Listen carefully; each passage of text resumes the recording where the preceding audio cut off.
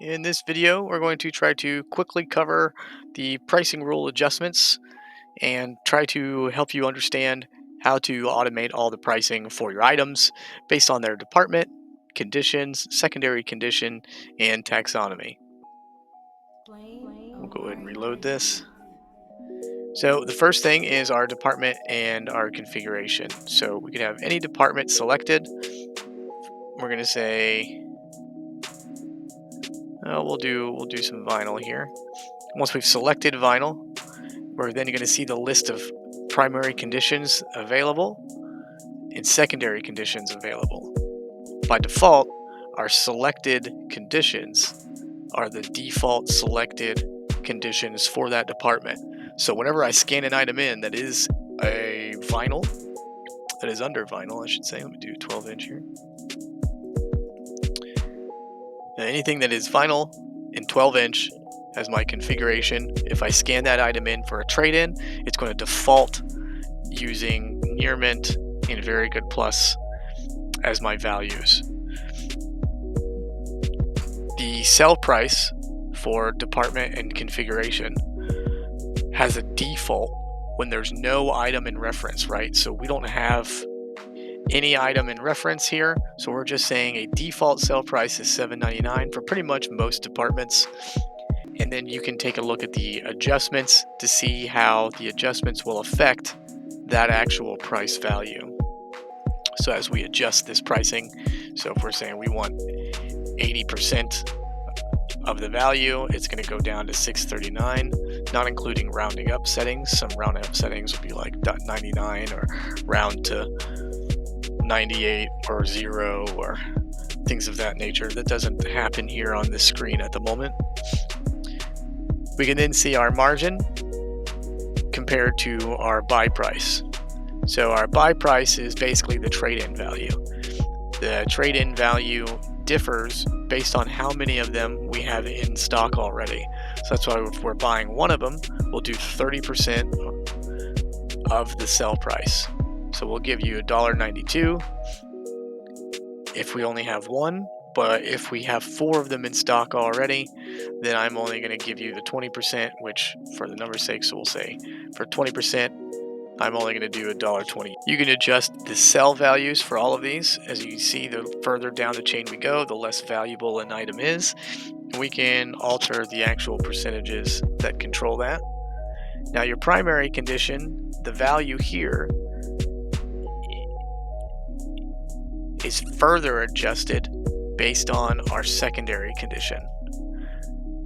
Whichever selected primary condition I have will determine the values listed in our secondary condition, because the secondary condition's pricing is purely based on the primary's existing value. So if you see, if we click and we change this, all the values of the secondary conditions change, because all this math is going to be based on whatever our selected primary is. Here, we'll unselect the secondary just for the sake of looking at things, right? So we say in our very good, we'll go back to our $7.99, which is at 100%. And our buy here, we're going to adjust that again. We'll leave it at 25 actually. Next is our secondary condition. The secondary condition versus the primary condition is basically your media, or like your game or the vinyl itself, and then your secondary condition is your case or your sleeve, any of the papers and special items that come with it. You're basically grading this further down the line. Last is our taxonomy. For our taxonomy, we have it set to just kind of replicate what our department system is, but you can have it do whatever you want for your taxonomy. It's custom, it's up to you. Some people do like Texas music as a taxonomy, or Mario games as a taxonomy, or Pokemon games as a taxonomy, and any item that fits the vinyl music 12 inch under any of these conditions. You can see their values. Here's their conditions, so we'll use the selected. So if it's this condition combined with this secondary condition, and this taxonomy will then equal this final value here.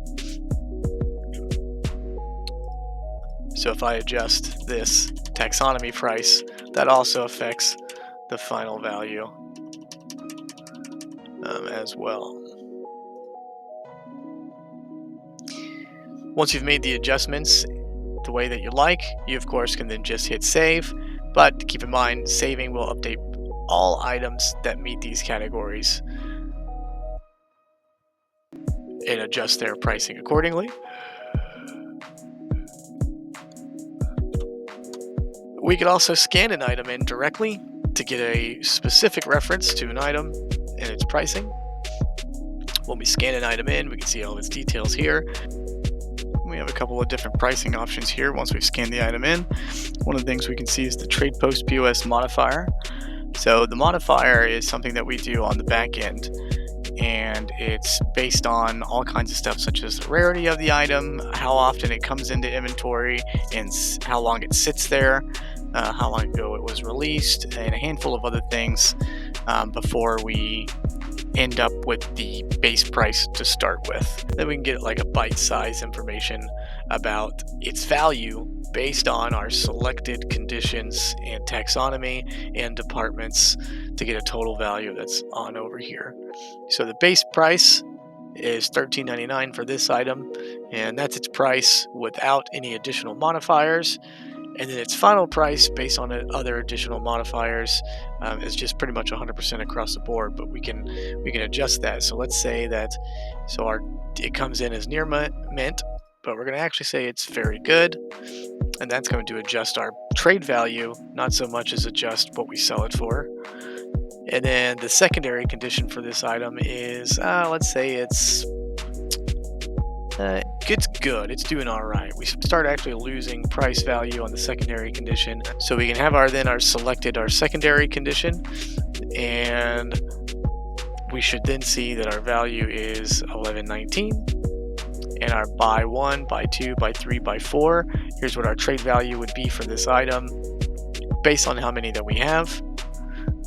But again, all of these settings are purely going to affect every item and not just the item that we have scanned in kind of for reference. And then once you see things the way that you like them, once it all makes sense to you, you can hit save changes. It'll remind you that this is going to happen to all items that are in that category. Of course, I'm going to hit cancel for this case. And then that's pretty much it. This might take some time for you to play with to really get an idea of how you want your price automation to function. We'll probably set up some templates later on so that you can choose a template to adjust all of your pricing data to, or to just let you reset to defaults in case something goes wrong. And that should pretty much cover moving around between the pricing adjustments. Of course, if you have any questions, just send us an email. If you want to see more things happen with the pricing and controlling automation, just let us know, and we'll see you in the next video.